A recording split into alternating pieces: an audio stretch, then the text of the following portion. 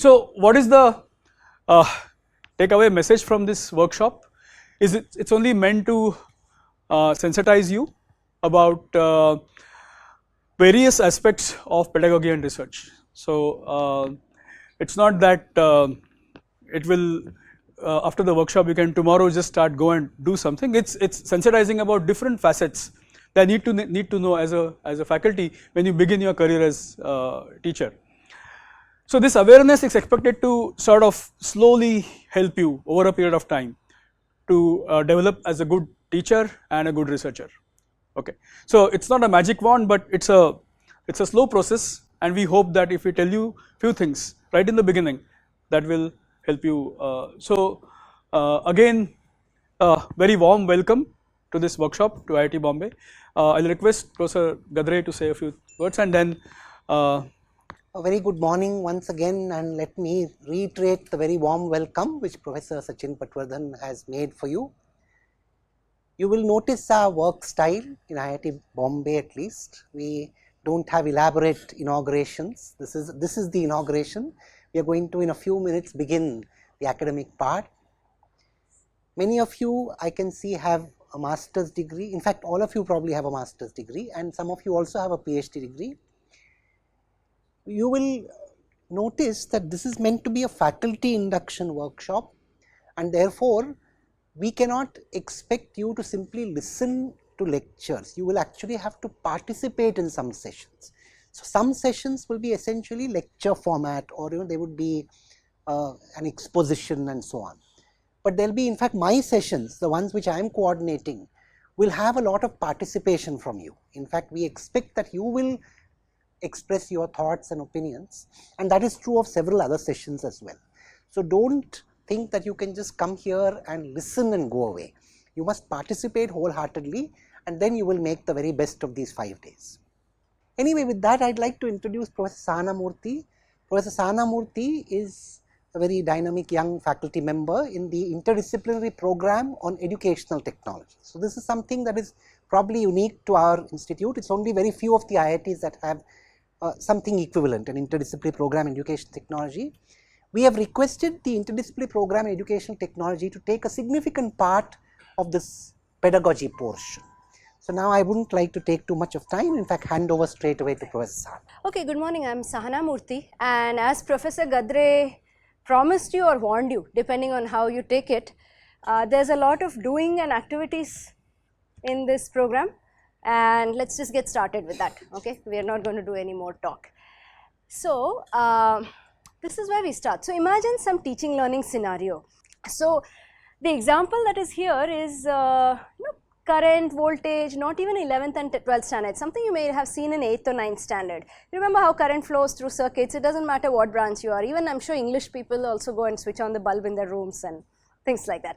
So try to follow along. Don't worry too much about the topic itself, but this is the context.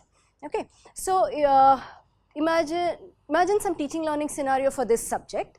So we'll see what happened to the teacher, what happened to the learners, and then there's a question for you. Okay, so what the teacher did is give definitions of current and voltage. Okay, and then the teacher explained series and parallel circuits, explained something called as Ohm's law, which relates the series and parallel circuits, and then solved example problems in class. You can pick your favorite topic, and this is a very typical flow that teachers would do. Okay, what did the students do? These are good students, okay, some good college good students like your own enthusiastic students. They studied the definitions, they studied series and parallel circuits, they memorized Ohm's law, and they even practiced similar problems like the teacher. Yeah, okay, then what happened? In the exam, this was the problem. There were no numerics, no formula, no equations. This was one of the questions. Here's a battery, a simple battery. And here are 3 bulbs connected like this. For those of you who know, this is called a series circuit, and then there's another circuit which is connected like this, same 3 bulbs. So this is only pictorial, right? It's supposed to be easier than numerics and applying formulae and calculations. No formula, no calculations. So what the teacher asked is, given these 2 circuits, in which of these do the bulbs glow brighter? Or are they the same? The same 3 bulbs. Okay, it's okay. This is exactly what happened to the students. this is what happened to the students. The students said, or let's see what happened to the result. Most students were not able to solve the problem. And they were unhappy and the teachers were unhappy. Okay? Exactly like the first 5 seconds what you did, you were scratching your head, and then you may have remembered or memorized, oh, somebody had told me that in parallel things glow brighter. I think that's where your answer came from. But what the students had to do in this previous question was actually figure out or analyze which one has a brighter bulb. And if you look at it, on the face of it, it's a simpler problem because there is no numbers, no formulae, no equations to memorize and all. So students and teachers both were unhappy. Obviously, the students couldn't solve it and the teachers and students got low marks. The teachers like, what is this? I did so many difficult problems with complicated series and parallel and many branches and Kirchhoff's laws and all, and students can't solve this problem. So what the students said is that the question was out of syllabus because we have not done such problems in class. What the teacher said is, well, the question is simple. Students know Ohm's law and series and parallel circuits. They've done so many more complicated problems. All they have to do is qualitatively reason. This is simpler than numerical problems, is what the teacher said. So possibly, teacher may not have related the theory to the practice, but the teacher did solve some example problems. So the teacher has done some application. Okay. So it's not that the teacher didn't do any practice. The teacher has done some application, but let's go from there. What is it? What has the teacher not done? Okay, possibly the teacher did not do real life examples, and we don't know what kind of examples the teacher did. Maybe the teacher just gave plug and chug problems like this is voltage, this is current, find out something. Okay, that's one possible reason. Teacher may not have done real life applications. Any one or two last comments? तो दोनों का problem है. Teacher को कुछ कहना है, कुछ देना है, स्टूडेंट्स को कुछ लेना है, पर कुछ और उन्होंने पढ़ाई की. So essentially what we are saying is that there is a mismatch. That's what all of you are getting at. And the mismatch is between teachers' expectations. The teacher has taught something, the teacher has set something in the exam. So there's an expectation of the exam, there's an expectation from the teaching angle, and the students' expectations and level of learning. So basically there is some mismatch going on here. So the solution is that we need to match them. Okay, that's why we sort of did this scenario. The whole thing is whatever the teacher wants the student to be able to do has to be matched with what the students know that they have to be able to do. So there's think of it as teachers' expectations and practice, students' expectations and studying. These two have to be matched. And the point of how to do it, one way to do it is to ask these questions. As a teacher, what are your goals? What exactly do you want students to be able to do? And these two questions are not identical. You start with saying, what are my goals as a teacher? And then you start asking, what do I want students to take away from today's class? This question here is the question that will help you avoid the mismatch. Who's the focus of this question? It's a student. So the teacher is not asking, what should I prepare? How should I teach? But the teacher is asking, what do I want the students to be able to do? Okay. And this is formalized into this concept called a learning objective. You may have heard of it. How many of you have heard this word, learning objectives or learning outcomes? Yeah, okay. It's okay if you have heard or not heard. I just wanted to see if this has made its way into the colleges and all. So what we'll do in the next couple of hours is try to create learning objectives for your class. So the takeaway for you from this session will be, you will have some definite learning objectives for the topic you teach for say one class. So let's do a definition, okay, at this point. So a learning objective indicates a specific measurable outcome of the learner. It's very abstract, no? Specific measurable performance outcome of a learner. So what we will do is first look at what it means operationally, then look at an example. So operationally what this means is you should think of what students should be able to do, what they should be able to demonstrate. Requirement is that it must be measurable. And in order to understand this better, let's actually look at some examples. So on completion of this chapter, in that topic, the student should be able to state Ohm's law. That's one possible learning objective. The student should be able to apply Ohm's law to solve voltage and current problems. The student should be able to analyze current related to brightness. So these are all separate learning objectives. If you wanted your students to solve that problem that the teacher gave in the exam, what would be a learning objective there? We're reverse engineering. Analyze current and relate it to brightness. You can also say students should be able to analyze current and voltage qualitatively, reason qualitatively, and relate it to brightness. So if the teacher wanted students to do that and wanted to put an exam question like that, this should have been one of the learning objectives, and this should also have been what the teacher taught in class. Okay, so we'll stick to this idea of learning objectives a little bit more, and we'll do one more activity. So what I want you to do individually right now is the following. Read these and decide which of the following is a valid learning objective. Same topic. Okay, vote. By vote, what you have to do, see, there's only one. There is a good rule and a not so good rule. The good rule is that it doesn't matter if you're wrong. We are not looking for right or wrong answers. That's in your favor. What's the rule that you may be unhappy with? All of you must vote. So what I want you to do is the following. Look at this point. What should students be able to do after completing the lecture? Let's take that as our operational definition of a learning objective. What should the students be able to demonstrate? What should they be able to do? Keep this definition in mind and then talk to your neighbor and see if you can agree on an answer. There's a mix of answers. Specific, measurable, performance outcome. Remember these three words. So here is the same set of questions. So let's look at this word, understand Ohm's law.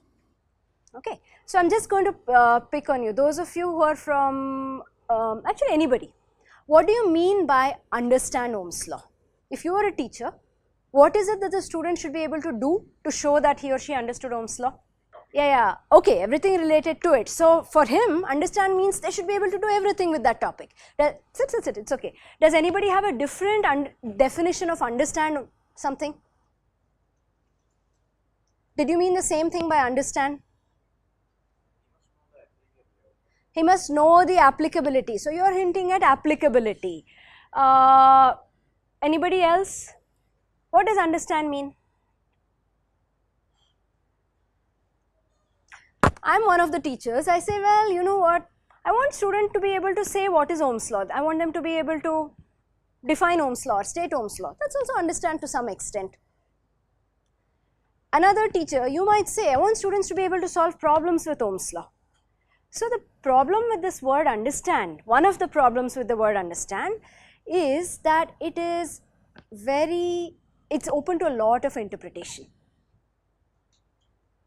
He says application, I say state, somebody else says everything. So the problem, that's why we avoid the word understand in learning objectives. It's not very specific, it's not wrong. It's not that this is completely wrong or it's invalid, but it's just open to so much interpretation that different teachers and different students might mean different things when they use the verb understand. We'll see how to rectify it, we'll see in a few minutes. But let's go to this third one and then we'll come back to this one. Students will know how a circuit works. Is that a valid learning objective? Yes, it's a valid learning objective. Okay, so let's go back to the definition of learning objectives. A learning objective must be measurable. How will you measure that the student knows Ohm's law? Solving problems. So if a student solves problems, you can conclude that they know Ohm's law. Hence, instead of the word know, it's better to say student should be able to solve problems in Ohm's law. Any other meaning of know Ohm's law? How will you know that the student knows Ohm's law? Recite or define is also one way of knowing Ohm's law. Now, I know Ohm's law, V equal to something, something, I, there's an I, there's an R, there are all these alphabets in it. So, what we are getting at here is that understand can mean many different things. Know is problematic because it comes to how will you measure. Understand is not specific enough, know is not measurable really. I mean, know is measurable via solving, doing, showing. So use verbs where you can directly see or do where you can directly measure the seeing or the doing. Visualize, let's come to, students will be able to visualize current flow. How will you be able to measure that they can visualize current flow? Or visualize the internals of a machine, or visualize how a program functions? How will you be able to measure that? You can give them problems, but think of the word visualize. What will you make them do to check that they are able to visualize? Practical, that's one way. Or what does visualize actually mean? I mean, what word or what picture pops up into your mind? Real life examples. Visualize means there's a picture, no? You can ask the student to draw, you can ask them to connect a circuit. So visualize has this imagery with it. So if you want students to be able to draw, your learning objective should say students should be able to draw. If you want students to be able to solve a practical in a lab, you say students should be able to connect circuits in a lab. That's where learning objectives, that's why they are geared. Okay, so specific measurable performance outcomes. So let me take a pause here and ask you if you have any problems with this, or are you happy with these definitions? Do you agree that none of these are really exactly valid? Question? Yeah. So if you're all with it, I'll make you do more things now. Okay, so let's go into constructing your learning objectives. So what we are going to do is start from a typical syllabus. And if I ask you what are you going to be teaching tomorrow or what's in the syllabus, you'll say section 7.2 from the textbook. Something. And then I'm your colleague. I say, no, what exactly is there in this syllabus? And you'll use words like current, voltage, Ohm's law, and so on.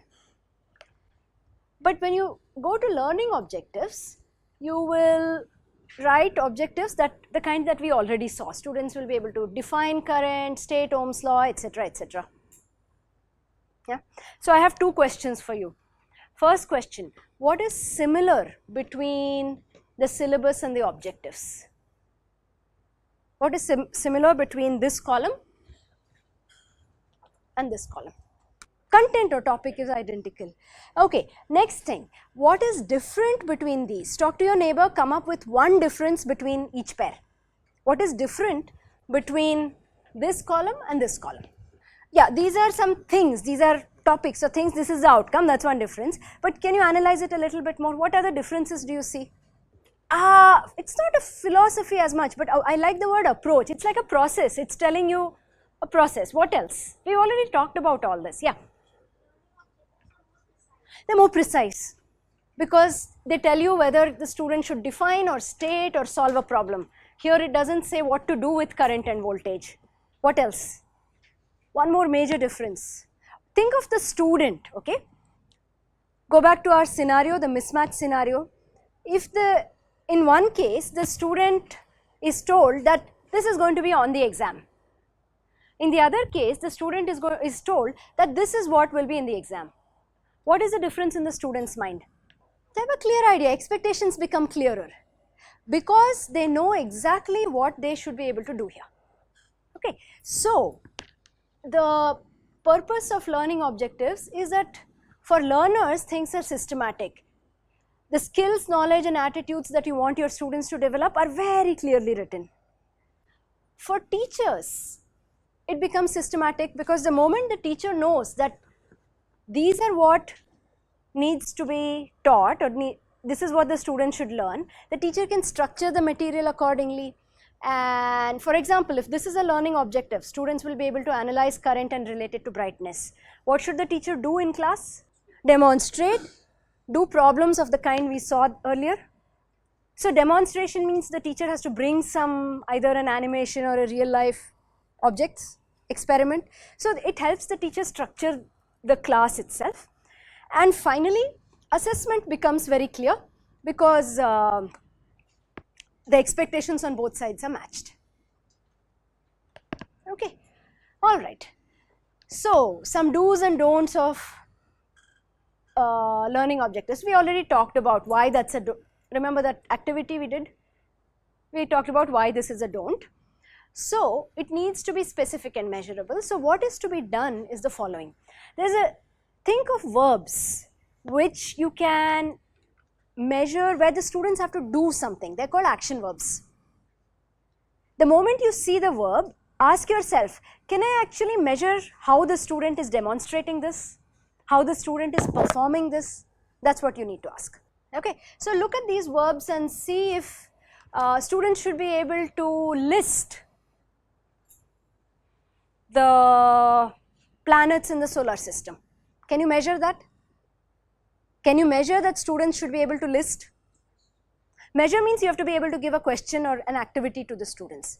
What do you do to measure that students should be able to list the planets in the solar system? Ask them to list the planets in the solar system, exactly. Let's do one more example.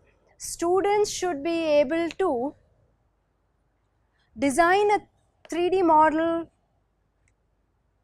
to scale of the solar system.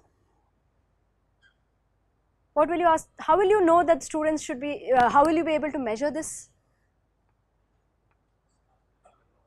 Ask them to say, think about it a little bit more. I mean, you have solar system, 5th grade students. What will you ask them to do? Make a model using balls,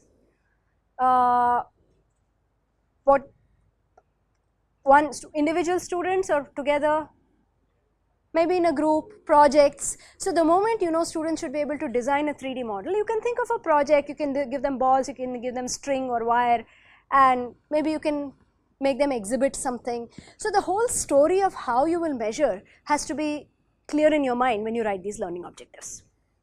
Okay, so that is one do and don't. Let's look at one more. Suppose somebody says the learning objectives are that teach circuits with examples or show animation to explain the function of the circuit. Okay. The claim is that this is a don't. So what I want you to ask, quickly think is, why are these two don'ts? Teach circuits with examples or show animations to explain function of circuits. Why are these don'ts?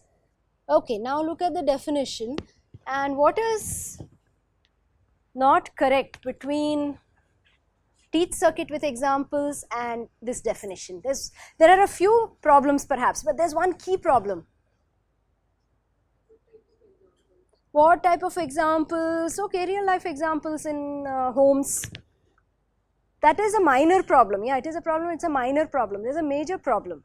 Teaching doesn't have boundaries, but let's go with the word teach. Who is the hero of the sentence, hero or heroine of the sentence, teach circuits with examples? Who should be the hero of learning objectives? That's the main problem.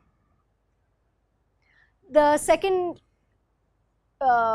example there, show animation to explain function of circuits. Who's going to show animation to explain function? It's a teacher. But the learning objective has to be focused. It should be facing the student. Okay, so it should be concerned with the learner. It's not about what the teacher will do. So a learning objective is not what you will do in tomorrow's class. It's not how you will plan your class. Instead it is, now we have said this too many times, instead it is little better what student was correct. It's not exactly what student will take away. Perform. Actually, you know, the best word here is perform. Perform means there's an action there. So if you want to write valid learning objectives, think about what the students will perform and how you can measure it. So you're almost right when you think of takeaway. Go one more step, because takeaway is again something inside their head. Perform is explicit, it's outward, it's you can see the performance. Doing, what students should be able to do, what they should perform, what they should demonstrate, that's a learning objective. Yeah, absolutely. I'm not saying don't think of this at all. You're absolutely right. So both are required. Okay, in order to, that's a very good question. Let's look at these examples. Yeah. In order for students to be able to do this, let's take this last one. Remember I asked you, what is it that the teacher should do? The teacher should take a demo to class, the teacher should do problems on this. So the learning objectives actually tell the teacher what they should do, how they should plan. But if we stick with only this doesn't tell us what the student should be able to do. So sometimes people use the word instructional goal or something for the top, for something that's teacher facing. I like the word instructional goal and learning objectives, because instructional goal is very much focused or concerned with the teacher, and learning objective or learning outcome is focused on the student. The learning objective does inform what the teacher has to do. You're absolutely right. So we're not saying throw this away, but we're saying these are not learning objectives of the learner. Okay, so there's an easy way to solve this problem. You start your learning objectives with a sentence that begins with the student will be able to. Then teach and all immediately go away from the vocabulary. So the two rules for writing learning objectives: use action verb, or let's start from here. The student will be able to, start from there, and then put an action verb after that. Okay, so pair activity. Find somebody who teaches, say, a similar topic to you. So I'm going to give you a break as in 2 minutes to find somebody, as in the person next to you should, and you should be able to speak the same language, same domain. Okay, so if you are starting to write learning objectives, before we do a share phase, I want you to do a quick self-assessment, okay? Did you start with the student should be able to, and did you use action verbs? Just do a check, take 1 more minute, and then we will I will do a bit of a sharing. Okay, so what we'll do is we'll discuss your learning objectives. You can share what you wrote. So what I want you to do is just say which subject, which domain and which topic, and then say one of your learning objectives. Okay, so has everybody written at least one learning objective? Yes. So let's do one thing. Maybe we'll give a lot of groups a chance. So we'll be writing a lot more learning objectives in the next hour. So we'll do about 3 or 4 now and then go. I'm usually, whoever wants to go can go, but I'd like people who haven't had a chance to say anything yet. So anybody wants to go from the last row? Okay, why don't you start, then I'll come to you. Go ahead, domain, topic, and then one learning objective, please. Computer science, okay. Arrays, yeah.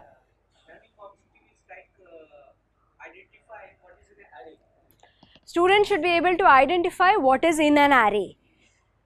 Okay, do people agree that that's a valid learning objective? You can sit if you want. Is it a valid learning objective? Student should be able to identify what is in an array. No, let's just work with that. Which means, what are your expectations from that objective? What kind of a question will you ask, and is it clear to a student what answer it should be? So what he is asking is does it have some clear parts? Does an array have thing 1, thing 2, thing 3 inside, which is what students should be able to? Yes, like if I am taking an array as an example, I will illustrate that what is an array, like it is a type of data structure. Then when I give a term like data structure, then I will define that also. Okay, so let's take what you're saying. If you want students to define an array, okay, or state what is an array, I think it's better to say define an array. Because when you said what is in an array, I was also thinking, well, an array has elements, those items. Is that what you want to say? How many items? So the word, what type? So is that what you want students to say in the question? Yes. When I will give a topic like array, then if a student want to ask me what is an array, then I will give them an Okay, you'll look at what's inside an array. What question will you ask students to check that they are able to demonstrate? After completion of the topic. Yeah, what question will you ask? Of the topic, then give me a real life example of an array. Hold on. Give a real life example of an array. Is it matched with? Students should be able to say, identify what is in an array. Partially. So the thing is, the point here is, it's okay, this is how you have to start thinking. When you say identify what is in an array, the kind of question you want to set is, list the items in an array. What are the different parts of an array? What are the types of the items in the array? Those are the kind of questions you want to ask. But real life example is the next step, I totally agree. But then your objective should also have something with respect to real life examples. Clear? Because your topic understanding is completely okay, but you want to think from the student's perspective. Let's do one more example. You had something, yeah. Topic, domain. Huh. Simple stress, okay.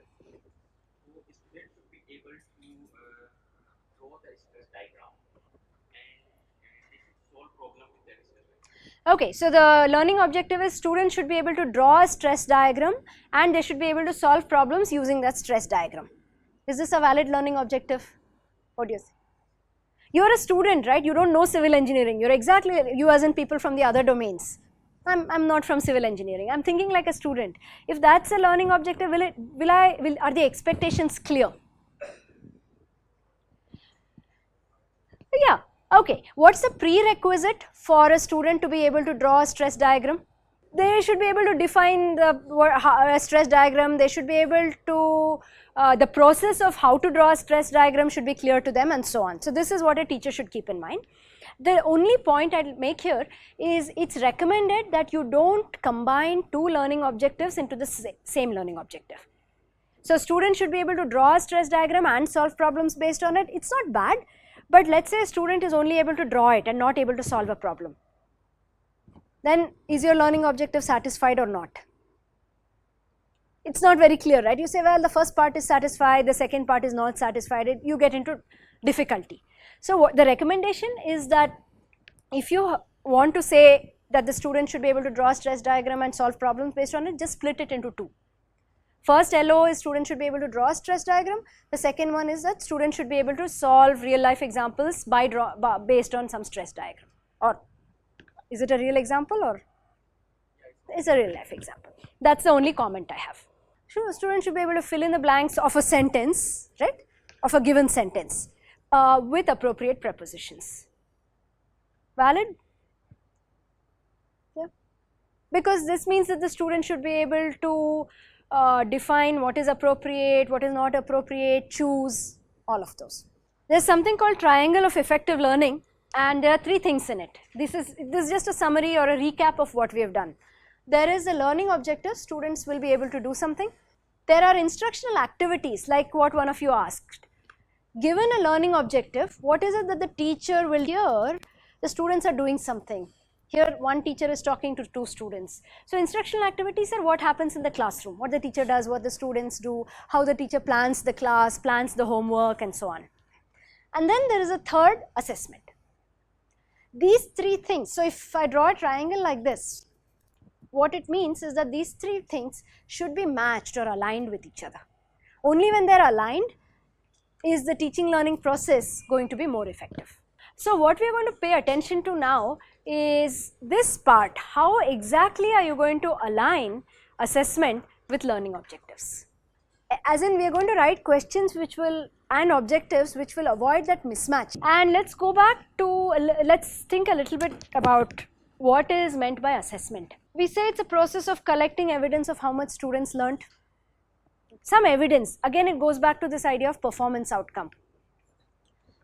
They should tell us what students have learnt and how much they've learnt, right?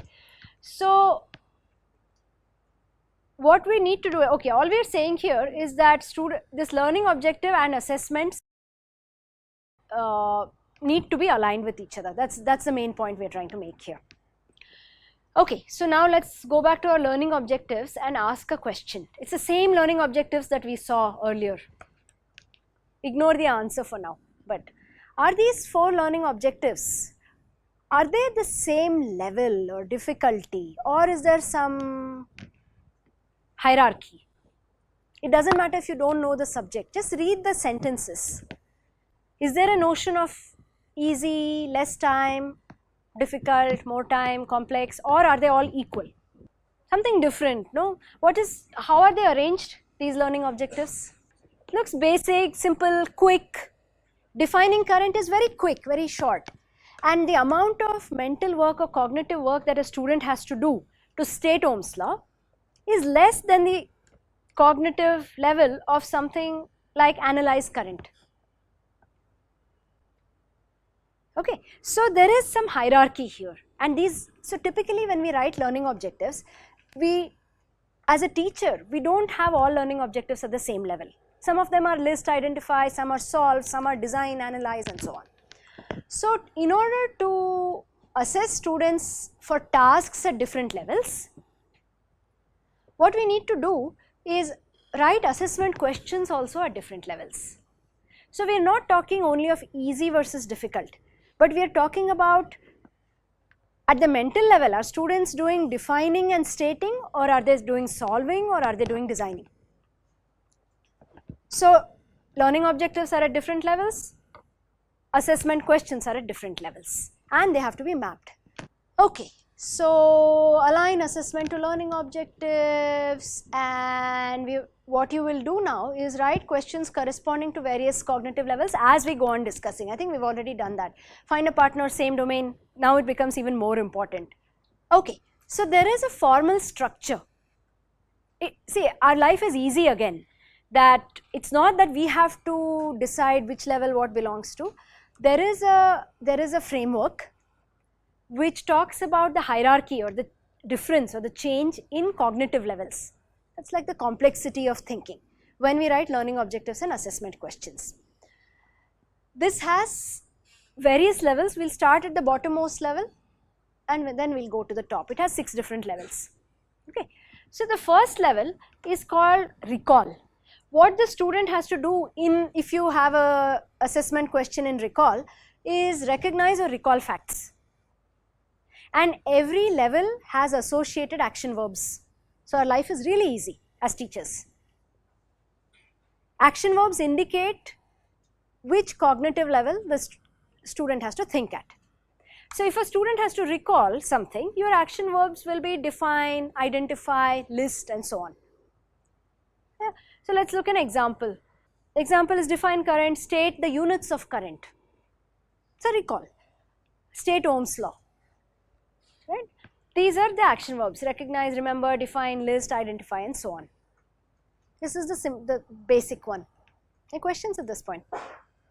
So as I'm going along, what you have to think is, in your domain, does this have some application? Do you have such recall, fact type of objectives and questions in your domain? I just want you to keep one thought there.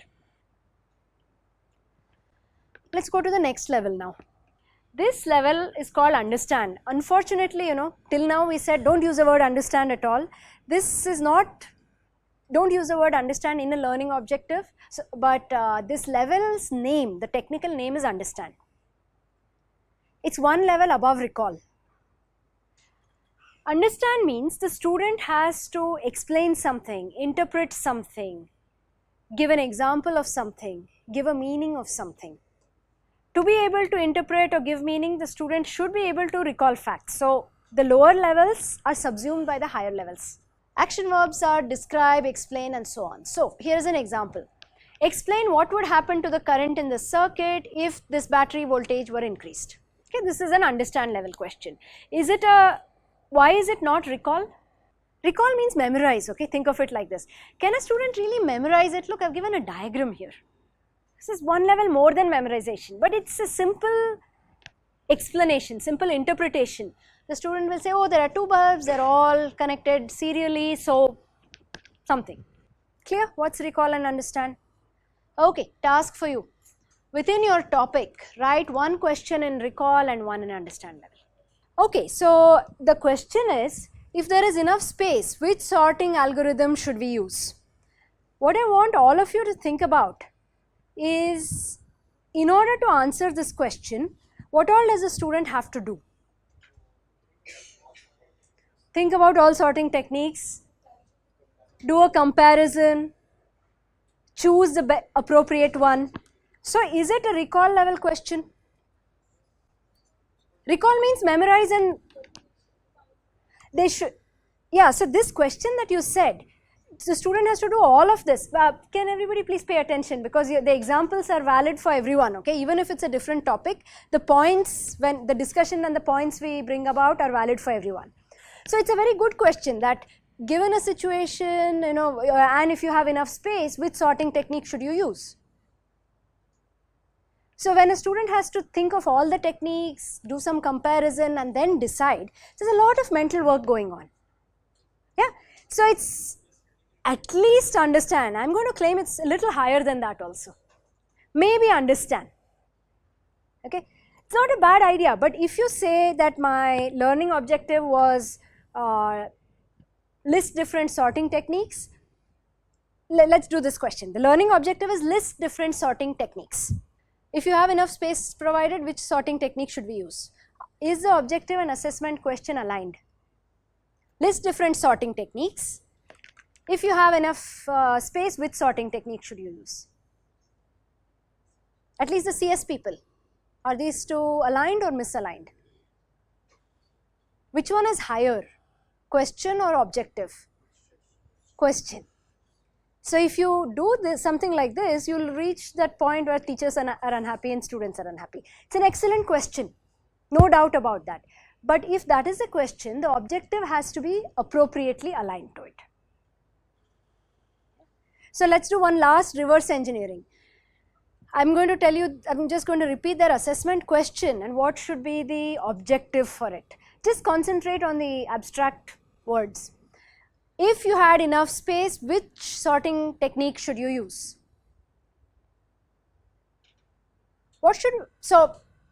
Which technique should you use? That's a question in your domain. What should be the appropriate objective? Compare between different techniques. Identify or list all techniques. Understand the difference between techniques. Compare is similar, compare is slightly more precise. And not just compare, and then the one last step, choose, select. Once you compare, which one is better, make that decision. So a question like that has all these objectives hidden inside it. Okay, good, nice discussion, but so thanks for the question. Let's do a couple of more examples. Recall level. Okay, list the different layers of some model. Yeah, standard recall level question. Okay, define transformation ratio. Okay, your question? State the sampling theorem. So you see, recall level questions really have a very simple formula. State a theorem, define a concept or a variable or something, list various items. That's your recipe for recall level questions. Let's do a few understand level questions now. If you've written, yeah. Topic. Electronics, electromagnetic waves, okay. So if I'm given the two types of waves, which one is the better? I can ask Better for what? better in the electromagnetic waves domain. For a given example? Okay, so this question is similar to the earlier ones. But some scenario is given and students are asked which of the two options, which of the two waves is better for that scenario. So hold on to this question. This is a little, so it depends whether it's understand or much higher. Because as we said earlier, students should be able to do a pros and cons comparison between the various waves. Then they should be able to decide. So it might go at a much higher level also, possibly. Okay, so that's again a typical understand level question. When you say explain, it's better to be a little more precise. So when you say explain, do you mean explain how the algorithm works? So just say it like that. Explain how something works along with an example. The students have to be able to memorize and recall some of the facts, but they have to give an example and so on. So that's again a sort of a standard, typical understand level question. List the transmission lines available. Which level is this? It's related to power system. Is it recall or understand? It's in the recall level. What is a corresponding understand level question? Build effective and reliable line systems. So what you are all doing is writing really good questions that go at much higher levels. Excellent question again, but if a student has to build an effective something, whatever it is, effective and reliable, what all do they have to do? They have to do everything, right? So, okay, let's do a few other examples, examples as in abstract examples. if you give a diagram and ask students to, so here is one example, there's a board, no? This is from some 8th or 9th standard mathematics, and here is a straight line, okay, some 8th or 9th standard mathematics, and you say, and let's say this is some 0, 3 and this is some, I don't know, 6, 7.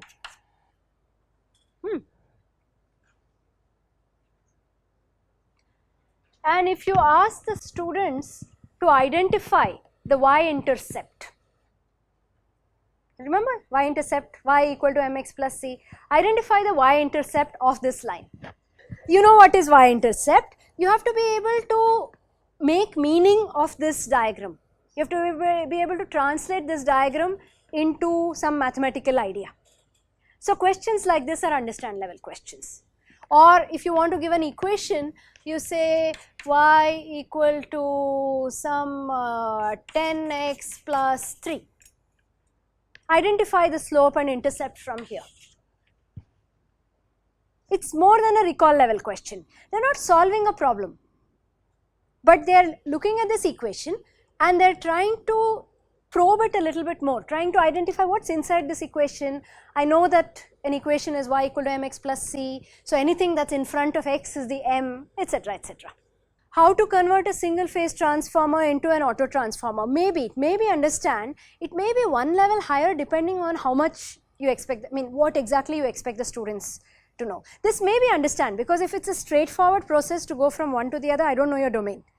Can other people who are working in power and all say whether that's understand or higher? How to convert a single phase transformer into an auto transformer? You have to know the domain to be able to say it. Is it a straightforward conversion? What is it straightforward to do this, or is it, okay, it could be understand. Explain what is meant by mass in this, because mass has many definitions and many interpretations and so on. It's more than a definition. How does stress change when I move a box from here to there? Hold on to that question one moment. So let's look at the next two levels and then we'll go back to your questions. Okay. Oh, by the way, I forgot to tell you something. For all these questions, no, keep the same topic even as we are going higher and higher. Whatever topic you have chosen, you are not allowed to change the topic. Okay, I forgot to tell you that. That's an important point. If you've already changed, okay, now take one topic and stick to it. Okay, next level is called the apply level. This apply level is what scientists and engineers and as teachers we really love, because this is where we make our students solve problems. So in an apply level question, students have to use knowledge in a new context or new situation, involves rules, methods, laws, principles and so on. Typical action verbs are calculate, solve, compute, prepare, predict and so on. So this is the kind of questions you are all very familiar with. There's simpler ones, you know, where solve this circuit problem. Solve a problem for forces given that there's an inclined plane and so on. So here, yeah, calculate the current through this circuit. This is an apply level question. Yeah. So why don't I pause here and why don't you all write an apply level question for your question. Your question, the one about stresses, think a little bit whether it's understand or apply. Okay, let's take a few of your apply level assessment questions.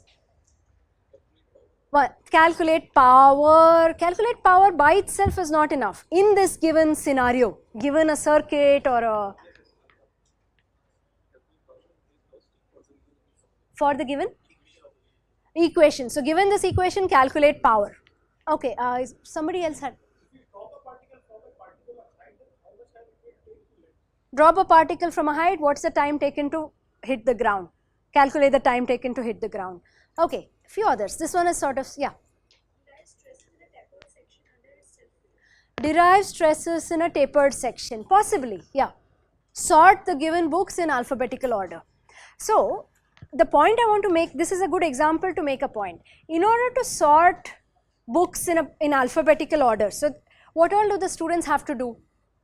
Sort, all of us know how to do sorting. So you're given some books in some random order and you have to sort it in alphabetical order of the title. What all do you have to do? Or what all, mentally, what are the tasks involved? You have to know what is sorting, yeah, that's one thing. Then ascending or descending, you decide. Then you, so let's say you do ascending. Then you have to compare. You pick 2 books at a time or multiple books at a time, which means you have to apply a process. You have to apply some rules. You know that you have to know the alphabet also. You have to recall the alphabet. No, I'm not joking here. See, imagine you have to teach this to a computer. So the alphabet sequence has to be, that recall level knowledge should be there. And then you have to make comparisons. Now whether you make comparisons between first 2 or first and fifth or first and last, so there is a process involved. That's the type of sorting algorithm. The point is, in order to sort a list of books, recall level knowledge is needed, understand level knowledge is needed. So the higher levels subsume the lower levels. Okay. I'm going to go on to the next level because it starts getting more interesting, and then we'll do a few more. The next level is called analyze. Okay. This is, sometimes people get confused between apply and analyze, and they are sort of close to each other because analyze also involves problem solving. But in analyze, the difference is, in analyze, usually there is some object or entity or thing. It doesn't have to be a physical object. It can be a process which is complex, which has many parts, many interacting things inside it. So in analyze, the student should be able to separate this object, this whole, into parts and be able to say how these parts interact with each other. Okay, that sounds very abstract. Let's do an example and come back. What would happen to the brightness of this bulb in the center if the switch got closed? That's the question. Okay. This may be an apply level question also, but let's see, I have put it under analyze. So let's ask this question. Break into parts. So there is some whole which needs to be thought of as the various parts. What is the whole in this? Whole means complete. What's the bigger complex object here? Think of the objects in this problem. What are the objects? Switches, bulbs, current, voltage, objects, but there is also the circuit which has all of this. The circuit has bulbs, the circuit has switches, there are connections, there's a current flowing, there's a voltage drop. So if you say circuit involves all of this. So to solve this problem, the student has to take this whole of a circuit and break up that, oh, there are 2 bulbs, 3 bulbs, there's a switch, it's open, the connections are like this. So this break into parts and separate whole into parts is that process. Separate whole into parts until structure is clear. So in this case, the structure would be, without the switch, there are just 2 bulbs in series, A and C. You can see this with the battery. When the switch is closed, then some things become in parallel, some things become in series. This sentence means I'm making the structure and the relationship between the parts, I'm clearing those. So problems which involve this kind of breaking apart and seeing how the parts are related, those are called analyze level problems. In engineering especially, anytime there's a complex stuff, complex process, complex machine, complex circuit, complex device, and you ask them to analyze something, that's an analyze level question. And infer, examine, dissect, prove. So prove is also analyze, because if you want to prove a theorem, there is the theorem which is the whole thing. What's inside the theorem? Statements, conditions, variables. So those are the parts, and you have to know how they are all related to each other. Prove a theorem is usually in analyze. So take a crack. This may not be very straightforward, but see if you can write an analyze level question. Here are some verbs. Determine temperature stress in a composite material made up of copper, something and something, and there are some boundary conditions. So if you look at this problem, there's constraints because there are boundary conditions, there's a complex entity because it's a composite beam, it has multiple materials, and then in that material they want the student to calculate some quantity due to change in temperature. Okay. So the temperature, so if you just said temperature changes, how does stress change in this given material? If it's a single material made of single composition, it might be a single equation or law that you apply, right? Here, because it's composite and because there are these boundary conditions and all, constraints come in, complexity comes in, so it's an analyze level question. Okay, this has to do with transformer and circuits and all. So some circuit is there, a change is made, I'm abstracting what they're saying. Something additional is added, additional load is added to the output side or so. What happens to some quantity? See, the reason I'm translating specific examples into a little more generalized abstract way is that you may be able to use it for your topic. Don't worry about the action verbs, but think of action verbs are mostly to indicate and to help you. But if you think about the definition, break into parts, separate whole into parts. Give a complex sentence, ask them to do something, convert action verbs are supposed to help you, but you don't have to get very stuck on it. They are not strict. Sometimes you may use an action verb like compare, okay. Now, if I say compare or differentiate, so suppose I say differentiate between birds and animals. What would a 4th standard student do? Birds fly, animals do this.